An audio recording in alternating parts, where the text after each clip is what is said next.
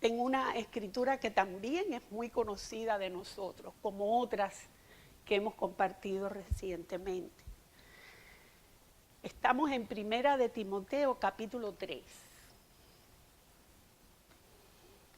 Y después que el apóstol Pablo le da una serie de instrucciones a Timoteo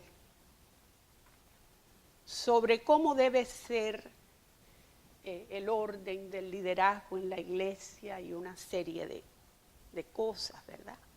En los primeros versículos.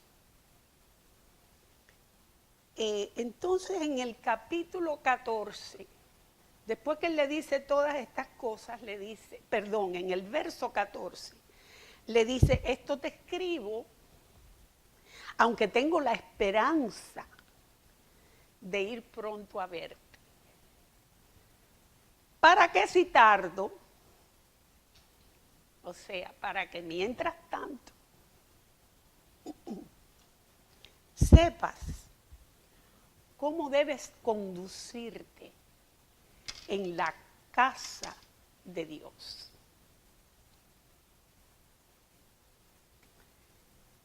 Y esto es lo primero que vamos a ver. Hace unos domingos atrás, cuando compartimos la palabra, estuvimos compartiendo en Hebreos capítulo 1. Y ese primer versículo dice que Dios, habiendo hablado, está traducido al español en otros tiempos, ¿no? Vamos a buscarlo un minutico nada más, porque no vamos a estar ahí por ahora.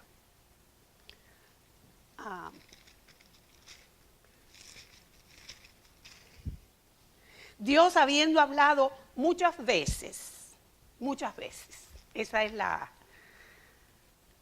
frase en español. Pero cuando estudiamos este versículo hace unos domingos atrás, vimos que aunque en español dice many times, muchas veces, el original dice in sundry times, traducido al inglés. Y vimos que esa frase quería decir que él había hablado por partes, en porciones. Y vimos varios casos. Y aquí me quiero detener en primera de Timoteo 3, donde dice el apóstol Pablo, para que sepas cómo debes conducirte en la casa de Dios. Porque cuando me paré aquí estudiando esto, me di cuenta que este es un magnífico ejemplo de cómo Dios en el pasado, en varias ocasiones, habló en parte, ¿verdad? Y eventualmente en un final, como dice Hebreos 1, ¿verdad? En estos postreros tiempos nos ha hablado por el Hijo, o sea, todo ha sido consumado en el Hijo. Respecto a la casa de Dios, en Segunda de Crónicas, capítulo 6, cuando se está dedicando la casa que el Señor le permitió a Salomón edificar para Dios, ¿verdad? Aquel templo.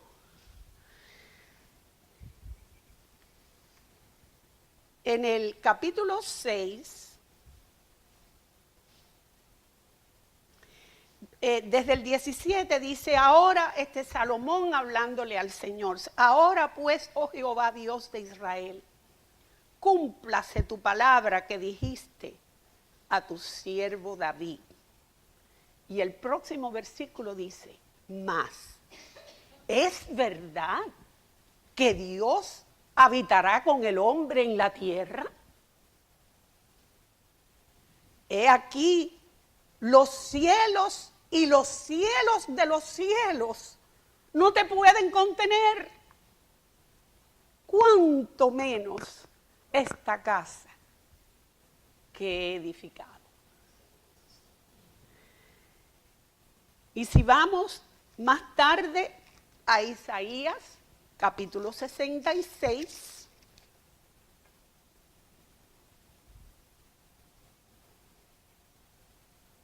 entonces vemos cómo el Señor va poquito a poco, progresivamente, va hablando en porciones. Estamos hablando del pasado, en aquel momento. Dice, Isaías 66, 1 y 2. Jehová dijo así: el cielo es mi trono y la tierra estrado de mis pies. ¿Dónde está la casa que me habréis de edificar? ¿Y dónde el lugar de mi reposo? Pero entonces revela un poquito más. Mi mano hizo todas estas cosas y así todas estas cosas fueron, dice Jehová.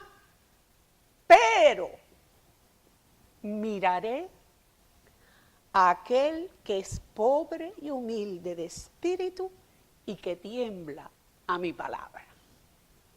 Ahí como que el Señor está dando otro hint, ¿verdad? Y hay otras escrituras que tienen que ver con esto, pero vamos a ir finalmente, ¿verdad? Porque no vamos a estar habitando en esto tanto tiempo. Pero después, en el Evangelio de Juan, capítulo 14, ya Dios hecho carne en la persona de Jesús,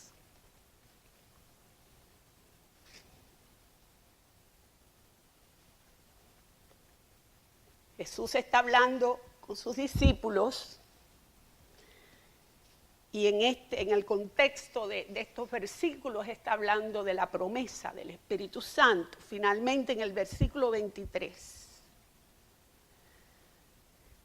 después que uno de los discípulos le preguntó: ¿cómo es que te manifestarás a nosotros y no al mundo? Respondió Jesús y le dijo: el que me ama, mi palabra guardará. ¿Se acuerdan que Isaías decía: el que es pobre y humilde y que tiembla a mi palabra? El que ama mi palabra, el que guarda mi palabra. Y mi Padre le amará, y vendremos a él y haremos morada con él. ¿Podemos ver la progresión? ¿Verdad? Y por eso es que acá, en esta escritura de primera de Timoteo, el apóstol, escribiéndole a Timoteo y haciéndole encomendaciones sobre la iglesia, le llama la casa de Dios. Confirmado también en la epístola a los Efesios, donde en el capítulo 2, cuando Pablo habla, ¿verdad?, de este nuevo pueblo, que es uno solo, compuesto de judíos y gentiles, porque Cristo derribó, ¿verdad?, la pared intermedia de separación que había entre aquellas dos razas. Dice: mediante la cruz reconcilió con Dios a ambos, judíos y gentiles, en un solo cuerpo, matando en ella, en la cruz, las enemistades. Vino y anunció las buenas nuevas de paz a vosotros que estabais lejos, porque le está escribiendo a los efesios que son gentiles según la carne. Estabais lejos. Y a los que estaban cerca, a los judíos.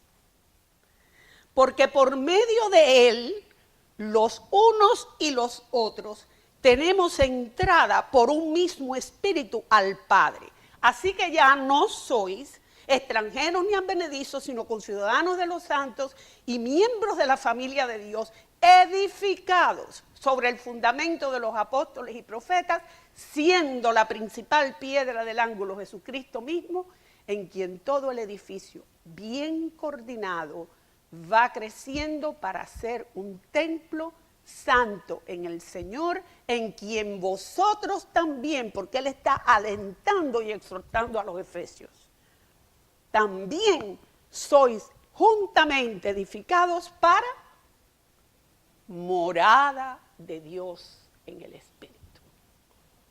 Casa de Dios, donde Dios vive.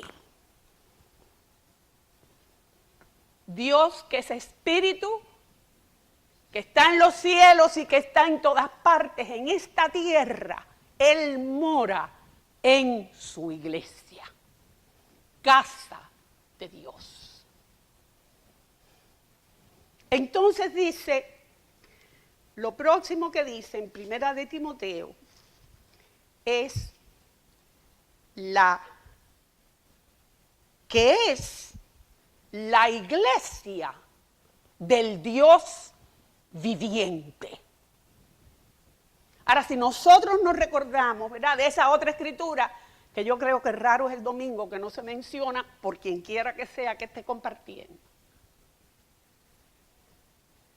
Mateo 16.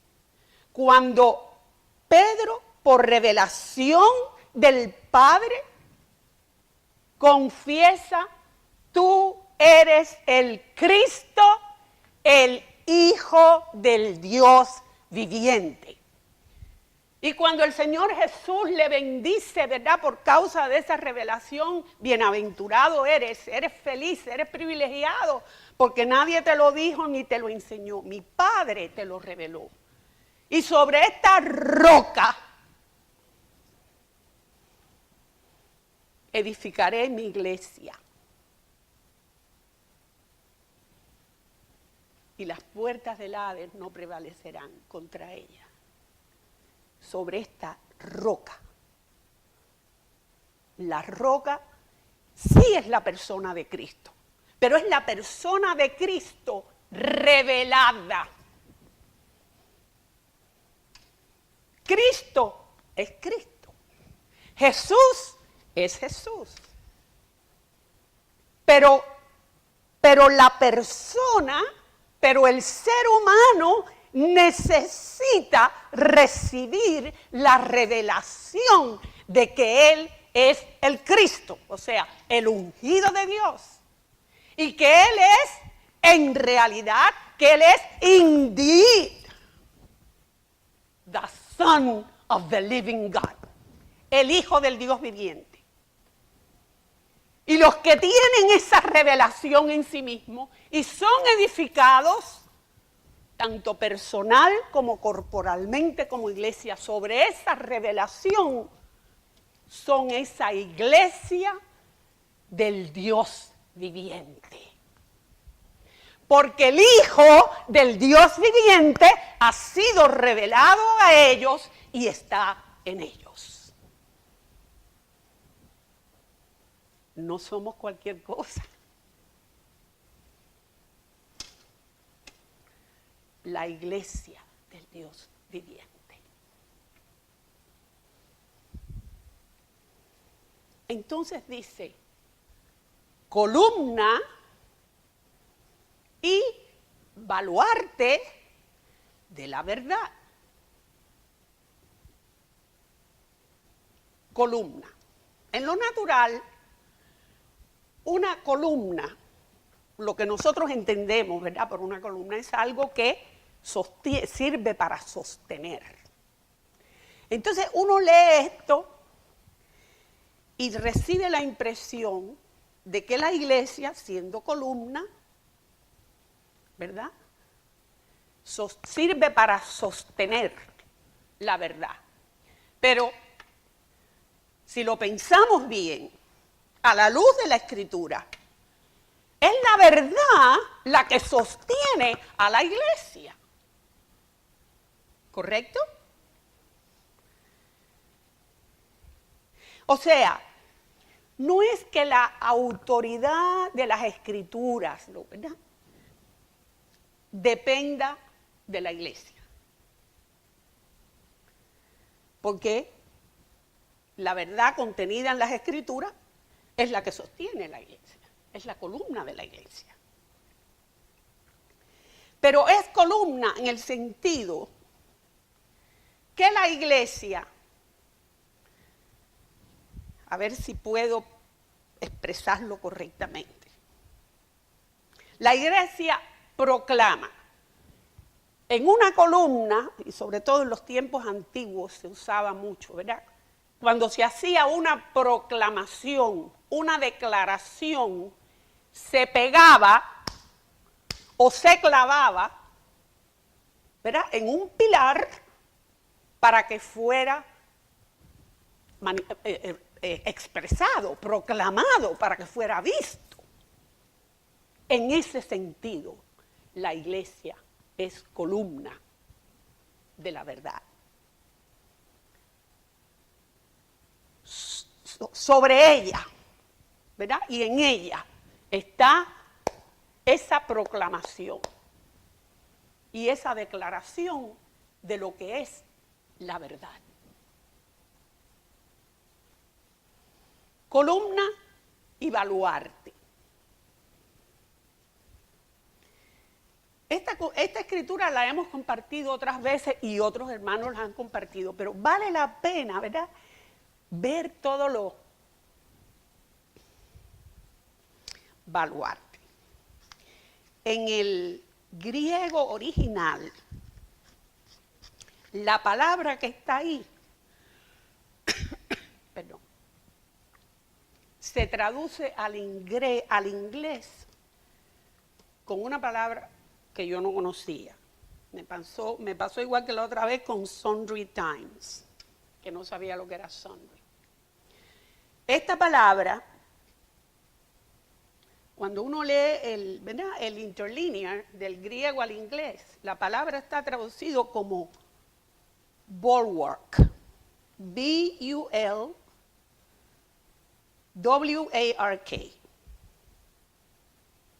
Y si uno busca lo que eso es una pared sólida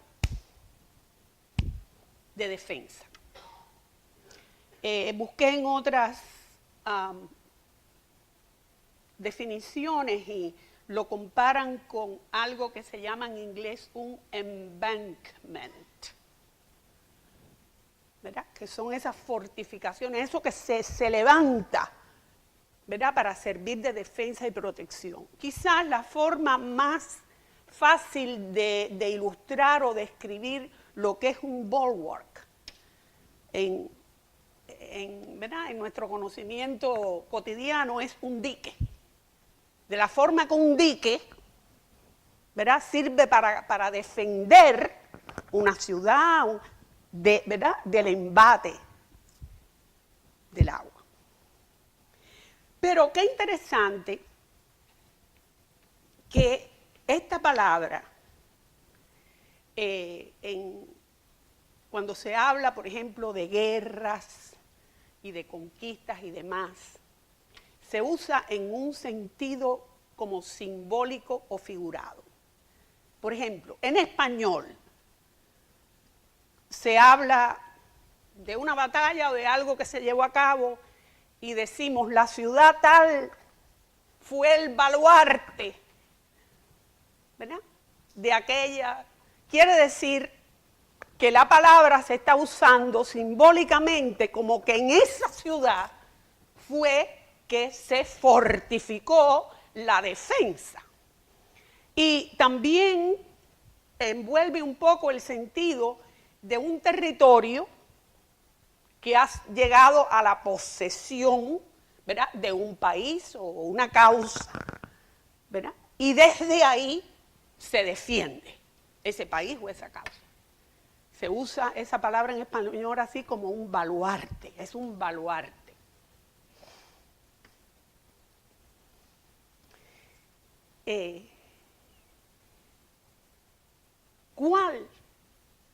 ¿Cuál es esa verdad de la cual la casa de Dios, la iglesia del Dios viviente es columna y baluarte.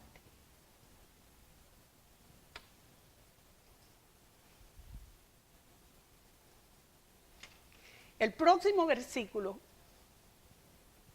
nos da la respuesta. Porque seguidamente que dice, la iglesia del Dios viviente, columna y baluarte de la verdad, dice, e indiscutiblemente, grande es el misterio de la piedad.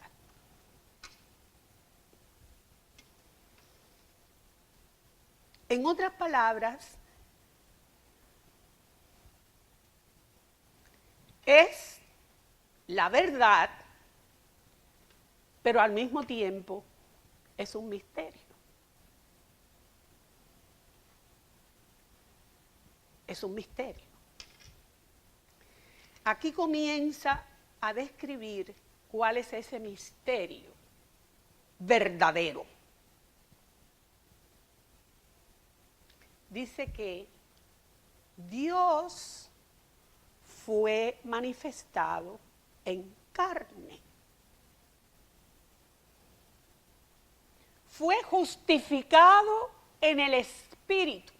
Estando en carne, fue justificado en el Espíritu. Porque ese Dios, esa divinidad en él, ¿verdad?, lo mantuvo justo y perfecto. Por eso es que en las epístolas, ¿verdad?, cuando se habla del sacrificio de Jesús, dice que al que no conoció pecado, por otra parte dice que Él se hizo semejante a nosotros en todo, menos en el pecado, justificado en el Espíritu. Visto de los ángeles desde su nacimiento,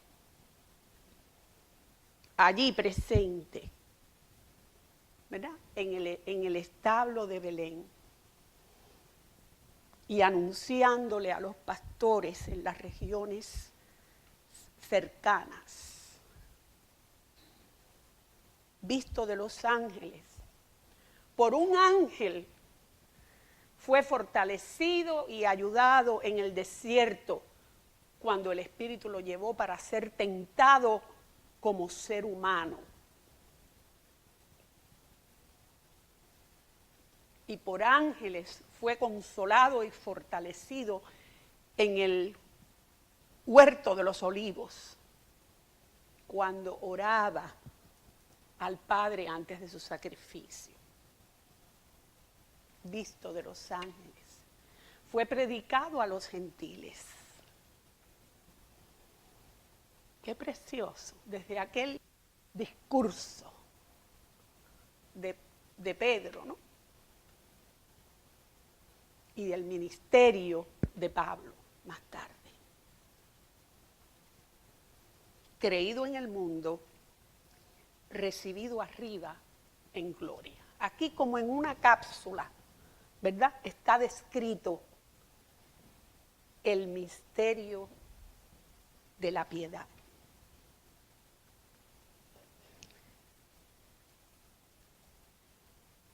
El misterio de la piedad es la persona de Cristo. Lo que pasa es que nosotros decimos, ¿quién es la verdad? Cristo. ¿Quién es el camino? Cristo. ¿Quién es el misterio? Cristo. Y muchas veces cuando decimos eso, lo que viene a nuestra mente humana, ¿verdad?, es,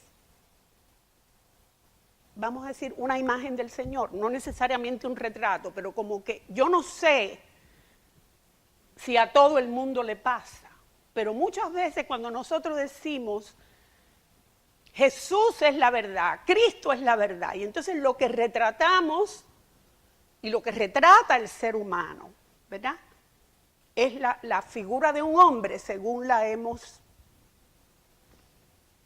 ¿verdad?, la hemos visto en cuadros o películas.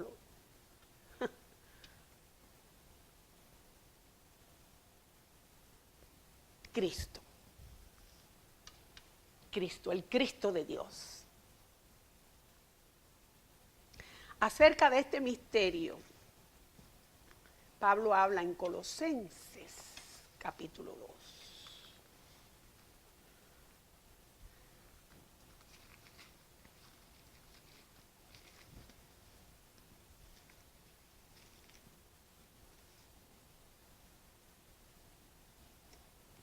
Aquí él está escribiendo a los colosenses en el capítulo 2 y le dice: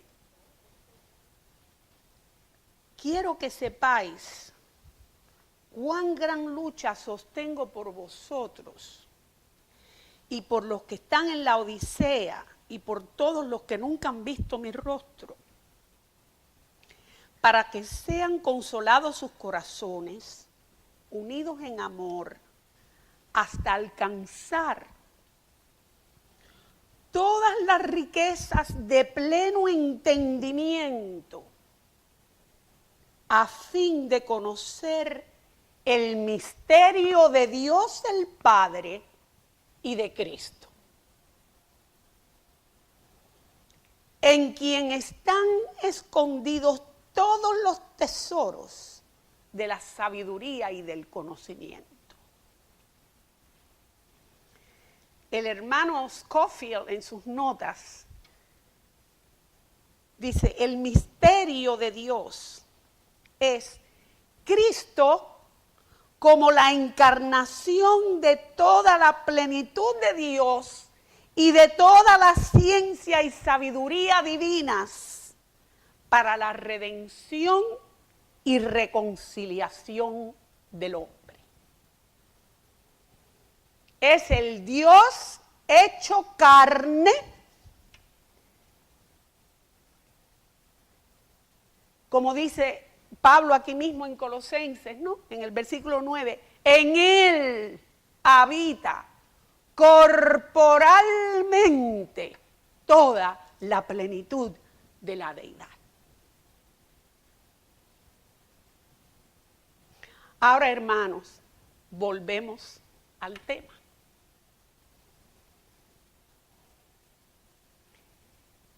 Esta revelación,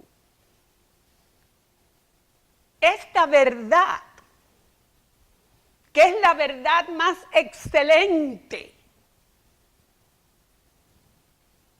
y magnífica que existe y que es, esta verdad está en la iglesia. La iglesia posee esa verdad. Cada uno de nosotros como miembros de la iglesia del Dios viviente tenemos esa verdad en nosotros revelada.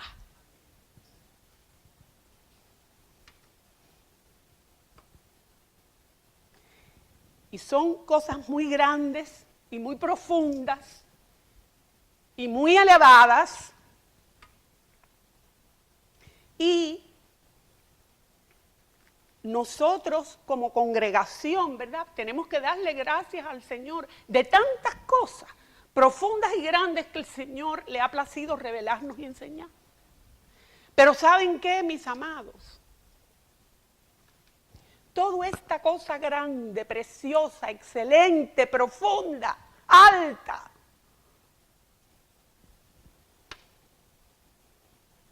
que nosotros poseemos, tiene un objetivo. Y es sencillito. Es sencillito.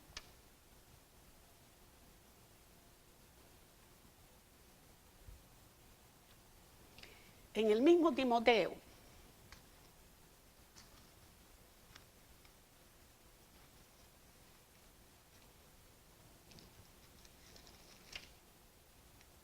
el capítulo anterior,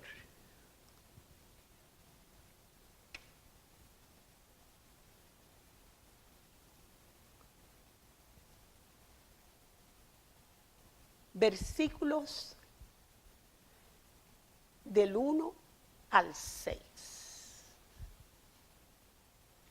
Exhorto ante todo a que se hagan rogativas, oraciones, peticiones y acciones de gracias por todos los hombres, por los reyes y por todos los que están en eminencia,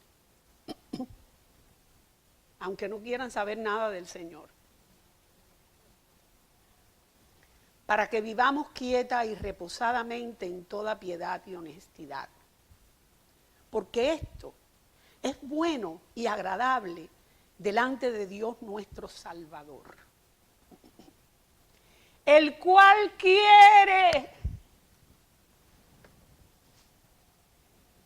Aquí está la clave de todo. Lo que está en el corazón de Dios está aquí. El cual quiere. Ese es su deseo. Él sabe quiénes lo van a aceptar y quiénes no. Pero Él desea que todos lo acepten. Ese es su deseo. Por eso es que en otra escritura por allá, ¿verdad? Dice que Él murió no solamente por nuestros pecados, sino por los de todo el mundo. Y de este versículo se agarran, ¿verdad?, los universalistas para decir que en un final, como Dios es amor, todo el mundo se va a salvar. No entienden la palabra. Él se derramó por todos. Pero dentro de esos todos,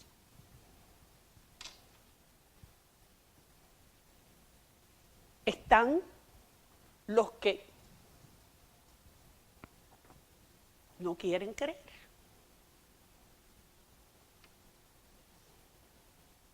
De tal manera amó Dios al mundo, a todos, que dio a su Hijo unigénito, para que todos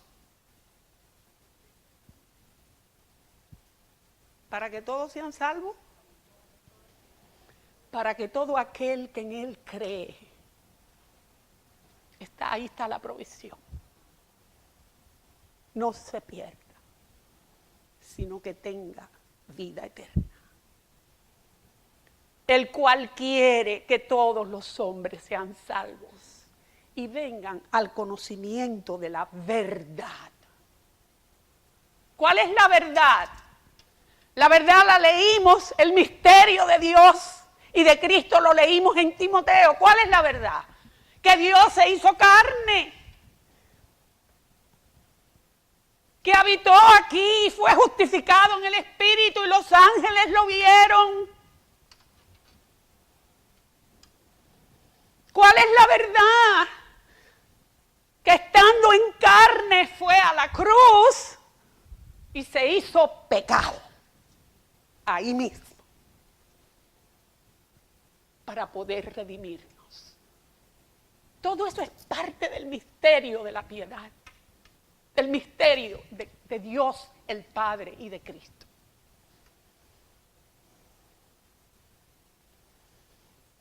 Porque hay un solo Dios y un solo mediador entre Dios y los hombres. Jesucristo, hombre. Dios en carne. Gloria al Señor. Cuando compartimos en Hebreos capítulo 1, ¿verdad?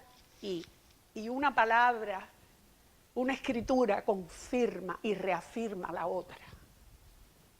Dios, en otros tiempos, en otras dispensaciones, habló de muchas maneras, por partes. Habló poco a poco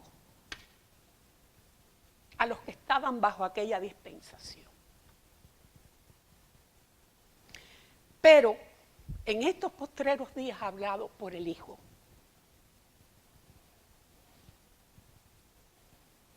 Y cuando compartimos e incluso titulamos la palabra de aquel día, Dios ha hablado la última palabra. no hay más nada que decir. Dios sigue hablándole a su iglesia, a los suyos, personalmente, ¿verdad? En determinado aspecto, en algo que Él sabe que necesitamos que Él nos hable, nos ministre, nos oriente, nos dirija. Pero no estamos hablando de ese hablar. No es que Dios selló la boca para siempre. Estamos hablando del mensaje que Dios tiene para la humanidad. Él habló la última palabra. Por último, en los postreros días, Él ha hablado por el Hijo. Ha hablado por el Hijo. El Hijo, que es ese misterio, que es esa verdad, y que la iglesia posee, que le ha sido revelada a su iglesia. Tremendo, precioso, profundo. Pero ¿cuál es el objetivo final? Y el otro día, ¿verdad? Hace unos días atrás, hablaba con Emma, con una de las hermanas de Venezuela. Y ella me decía, no nos damos cuenta que sí,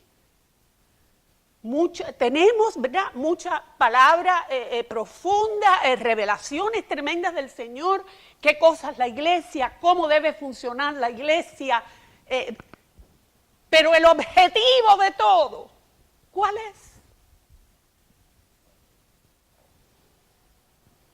El objetivo, ¿qué es lo que necesita? ¿Qué es lo que necesita el ser humano? Necesita ser reconciliado con Dios. Y la iglesia ha pasado por etapas. Yo he compartido esto antes con ustedes, en otras ocasiones, ¿verdad? Etapas. Etapas en que todavía una persona no se había convertido, no había aceptado al Señor y ya la estaban entrenando para ir, ¿verdad?, a predicar la salvación y que se convirtiera la gente.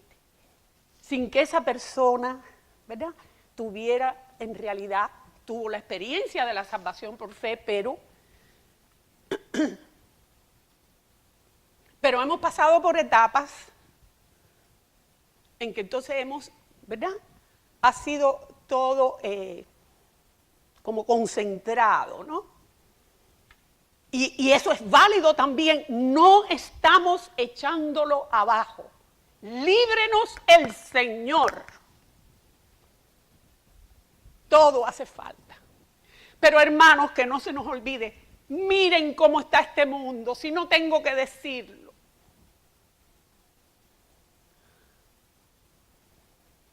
Cada vez peor y no se va a mejorar, va a ser cada vez peor. Y todo tiene una sola raíz y una sola razón de ser. ¿Verdad? El total desconocimiento de Dios en el ser humano, el pecado entronado en el corazón del ser humano. ¿Y qué es la respuesta? La respuesta es Cristo. La respuesta es Cristo. Nosotros tenemos esta verdad. Y el misterio de Dios y de Cristo nos ha sido revelado. Pero tenemos que ver cuál es la meta de Dios. Él quiere que todos los hombres sean salvos y lleguen al conocimiento de la verdad. Y estamos terminando. Lo que quiero traer al final para que meditemos y para que lo tengamos en cuenta, porque no todos somos llamados, ¿verdad?, a la predicación del Evangelio públicamente, ¿verdad?, como los evangelistas que conocemos, que el Señor los ha llamado a eso.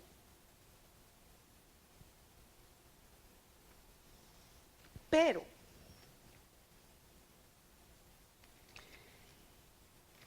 ¿cuáles fueron las últimas palabras que Jesús habló a sus discípulos antes de ascender? El mismo mensaje, en diferentes maneras presentado, pero el mismo mensaje está registrado en 3 de los evangelios al final. Lo último que le dejó encomendado a sus discípulos. Mateo 28.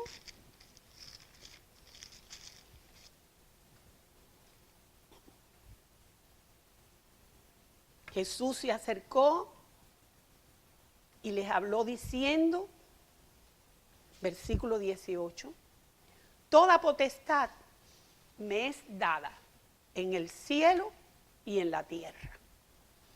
Por tanto, id y haced discípulos a todas las naciones, bautizándolos en el nombre del Padre y del Hijo y del Espíritu Santo, enseñándoles que guarden todas las cosas que os he mandado, y aquí yo estoy con vosotros todos los días hasta el fin del mundo.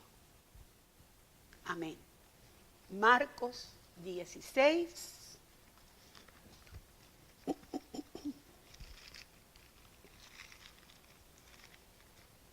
Versículo 15. Después que los regañó, porque no podían creer que estaba resucitado, ¿verdad? Les reprochó su incredulidad y dureza de corazón porque no habían creído a los que le habían visto resucitado, y les dijo, id por todo el mundo y predicar el evangelio. Aquí está de nuevo lo que estábamos hablando hace un momentico. A toda criatura, o sea, es para todos. Y el próximo versículo aclara, el que creyere. El que creyere y fuere bautizado será salvo. Mas el que no creyere, aunque se meta en el agua 1000 veces. Por eso es que aquí no dice, o no fuere bautizado. Eso me encanta siempre aclararlo cuando comparto acerca del bautismo. Hay algunas denominaciones que creen que si la persona no está bautizada en agua, no está salva. Imagínense ustedes el pobre ladrón en la cruz. Ese no tuvo chance de meterse en el agua.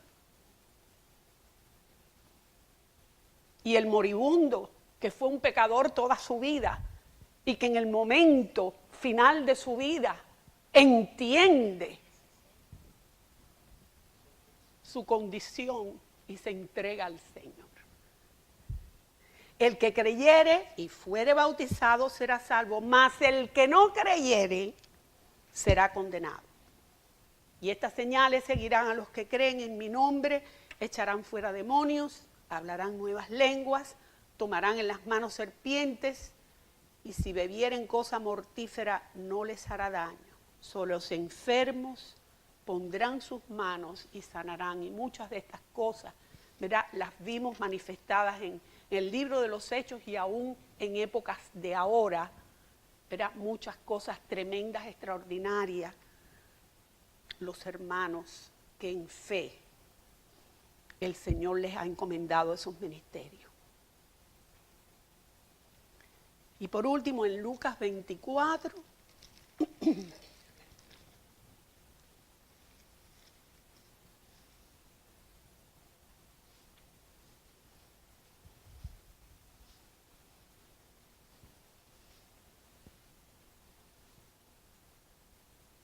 en este caso, así está escrito, versículo 46, y así fue necesario. que el Cristo padeciese, resucitase de los muertos al tercer día, y que se predicase en su nombre el arrepentimiento y el perdón de pecados en todas las naciones, comenzando desde Jerusalén. Esta fue la gran comisión, que es como que se le dice, ¿verdad?, en el vocabulario cristiano, que el Señor le encomendó a su iglesia, a sus discípulos, antes de ascender. Y hermanos, hoy día, más que nunca, tenemos que estar conscientes que sea como sea que el Señor nos quiera usar, ¿verdad?, en este aspecto, sea personal,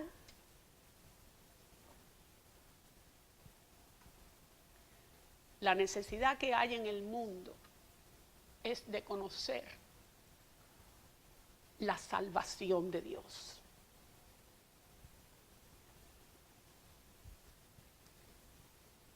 Voy a terminar con 2 Corintios 5. Nada de esto es nuevo para nosotros, pero muy vigente este mensaje en este momento.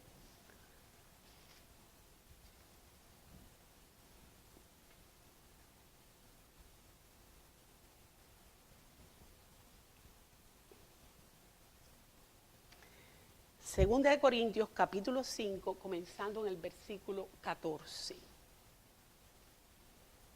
El amor de Cristo nos constriñe pensando esto, que si uno murió por todos, luego todos murieron.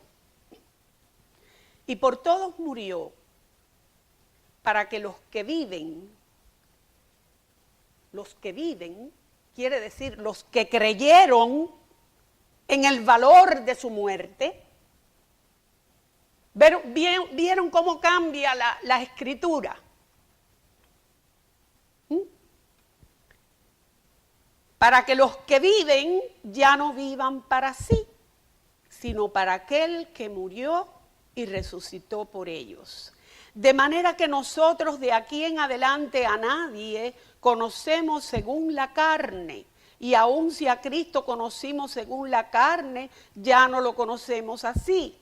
De modo que si alguno está en Cristo, nueva criatura es. Las cosas viejas pasaron, he aquí todas son hechas nuevas. Y todo esto proviene de Dios. ¿Quién nos reconcilió consigo mismo por Cristo? El misterio de Dios el Padre y de Cristo. Y nos dio el ministerio de la reconciliación, que Dios estaba en Cristo reconciliando consigo al mundo, no tomándoles en cuenta a los hombres sus pecados, y nos encargó a nosotros el ministerio de la reconciliación. Casa de Dios, iglesia del Dios viviente. Tienes una gran encomienda de parte del Señor. Una gran encomienda de parte del Señor. Gloria a su santo nombre.